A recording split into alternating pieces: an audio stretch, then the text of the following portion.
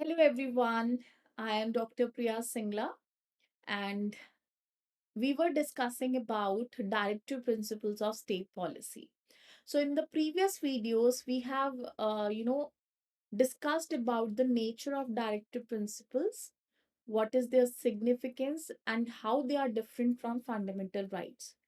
Then we went on to discuss about the various principles which are provided in our Indian constitution. And now we are discussing about the next category of principles which are provided in our Indian constitution. So directive principles of state policy which are provided under part 4 of the Indian constitution from article 36 to 51 can be classified into three categories.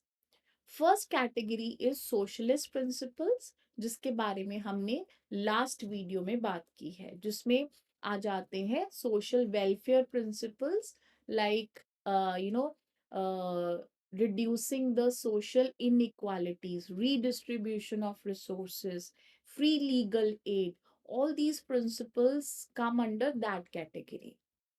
Now we are going to discuss the next category of principles, that is Western or liberal principles. इसमें आ जाते हैं those principles which have been adopted from the Western countries, and they focus more on liberty of an individual, right? So जिसमें सबसे पहला principle जो है वो article 44 है, जो provide करता है about uniform civil code. Now, what is uniform civil code? So basically uniform civil code का मतलब होता है कि जो पर्सनल लॉज हैं, जैसे कि हर रिलीजन का अपना पर्सनल लॉ होता है relating to the subjects like marriage, divorce, inheritance. तो ये जो laws है, different religions के different laws हैं, उनको हटा के एक uniform civil code provide किया जाए by the government. That is uniform civil code. Now this will bring the equality amongst the people of the various religions. For example, एक simple सी example के साथ मैं आपको समझाती हूँ, जैसे कि यू नो एक रिलीजन है जो प्रोवाइड करता है कि डॉटर्स को भी इनहेरिटेंस में हक मिलेगा, उनको भी राइट मिलेगा to inherit the property of her parents. But on the other hand जो दूसरा रिलीजन है, ठीक है, वो प्रोवाइड नहीं करता ये right to the daughters. Now daughters are of the same country, just because they are born in the different religion families, so that's why their rights are being affected. So to bring the equality, it is provided under article 44 that जो state है, it shall endeavor to establish a uniform set of personal law to bring the equality amongst the individuals. But India में अभी ऐसा कोई law नहीं है, इस पे बहुत डिबेट चल रही है. But there is one state which has made the uniform civil code, which has introduced the uniform civil code, that is Uttarakhand 2024 में. So after independence, this is the first state which has established the uniform civil code in their state, okay, 2024 में.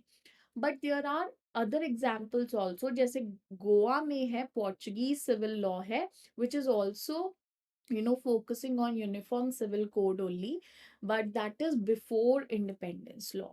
Okay, and then we have many examples of the case laws also where Supreme Court has also promoted uniform civil code. एक बहुत ही classic example है Shah Bano Begum case, जिसमें movie भी बनाई गई है. अभी लेटेस्ट आपने देखा होगा, यामी गौतम की एक मूवी बनाई गई है जिसमें Imran Hashmi is also featuring. The movie name is हक, HAQ, हक. सो उस मूवी में आपने देखा होगा कि एक मुस्लिम लेडी, क्योंकि मुस्लिम लॉ प्रोवाइड नहीं करता है डाइवोर्स लेडी के लिए maintenance, so in that movie it has been shown that she approached the court, and court finally, Supreme Court, provided her the maintenance right under section 125 of CRPC, which is applicable to people of all religions. So there it was, maintenance rights were given to a Muslim woman, although her personal law did not provide her that right, but Supreme Court under section 125 of CRPC gave her this maintenance right, which obviously provoked, a lot of controversy, and later on few laws were being passed by the in the Sharia. So वो एक separate issue है. But this is an example of uniform civil code, where uniform civil code was promoted. Then Sarla Mudgal case. This is also very, very important case in which, uniform civil code was implemented, and the urgency was emphasized that it should be brought at the national level. So basically इस case में क्या हुआ था, जो individual second marriage करने के लिए अपने आप को इस्लाम में कन्वर्ट कर लेते थे, क्योंकि इस्लाम में क्या होता है, 4 मैरिजेस अलाउड होती है. So few people what they were doing is to without dissolving the first marriage, they want to enter into the second marriage. What they used to do was they convert themselves into Islam. So ये basically इस judgment में court ने ये कहा कि just because to practice bigamy and to protect yourself under law, you cannot convert yourself into Islam. So, if that is the main reason, if that is the substantial reason for you to convert to Islam, that is not allowed. Okay, so through this also Uniform Civil Code was kind of emphasized and implemented. Then Shaira Banu Begum case. इस case Shayara Bano case, इस case में क्या हुआ था, basically triple talaq which was one of the modes of divorcing in Muslims. So that was declared unconstitutional and void, being violative of right to equality of the Muslim women. Okay, and this was a very harsh method of divorcing, and it's not written anywhere in the Shariat law also. So that's why it was declared unconstitutional and void. But in this case also Supreme Court emphasized the urgency of Uniform Civil Code. Then Article 45 that provides for the early childhood care and education, and from age 6 to 14 years, which have now become a fundamental right under Article 21A, free and compulsory education for 6 to 14 years of children. Under Article 45, 0 to 6 years, free and compulsory education is provided. Okay. Earlier, 86 Amendment 2002 से पहले up to 14 years of age के जो बच्चे हैं उनको free and compulsory education दी जानी चाहिए. It was provided under 45. But 86 Amendment 2002 के बाद 6 to 14 years was shifted to 21A.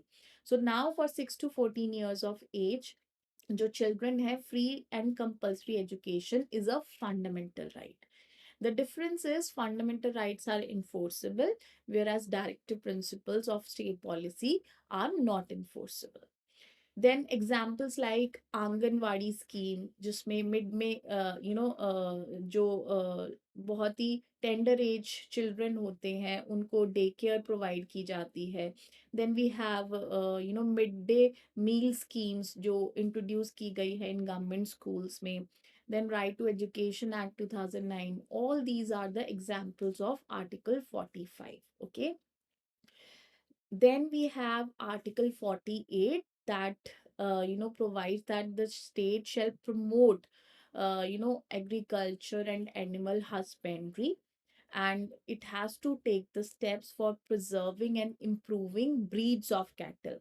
So इसके कुछ examples है, जैसे कि Green Revolution initiatives were taken by India, जिसमें MS Swaminathan was the father of Green Revolution. So to become self-sufficient in food production, in agriculture production, India ने introduce किया green revolution initiatives in 1960s and 70s, जिसमें high yields जो seeds थे उनको usage में लाया गया, so that the produce मोर।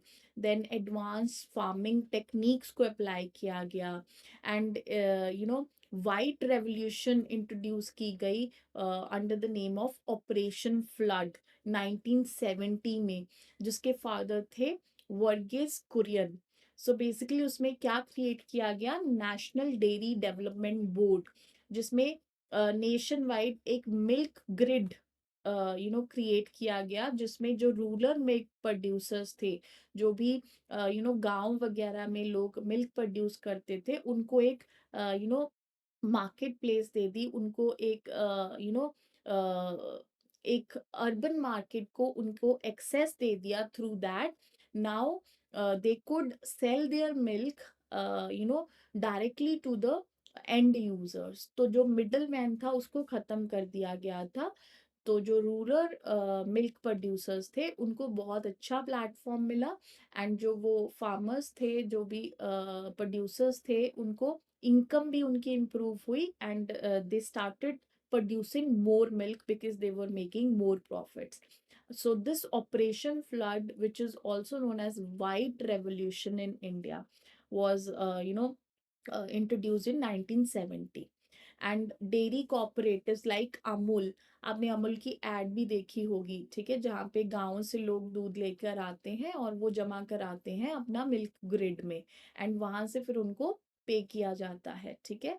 तो वो जो मिल्क है that is further supply to the urban market directly, there is no middleman in between.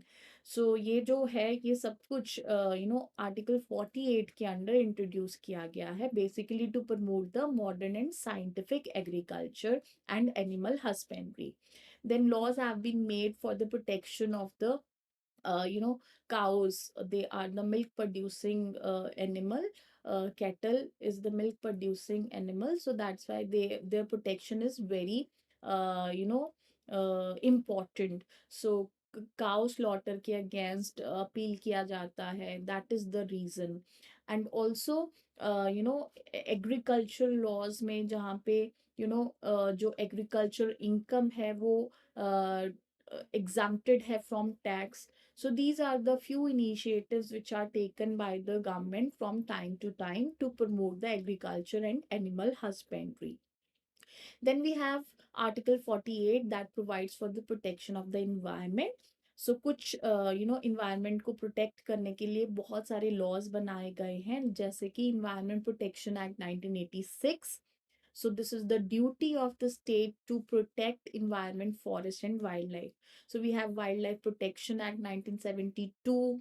We have Prevention of Air Pollution Act, Prevention of noise pollution, Water Pollution Act. Then we have so many missions like Swachh Bharat Mission, Ganga Clean Mission, Clean Ganga Mission. So all these are under Article 48A.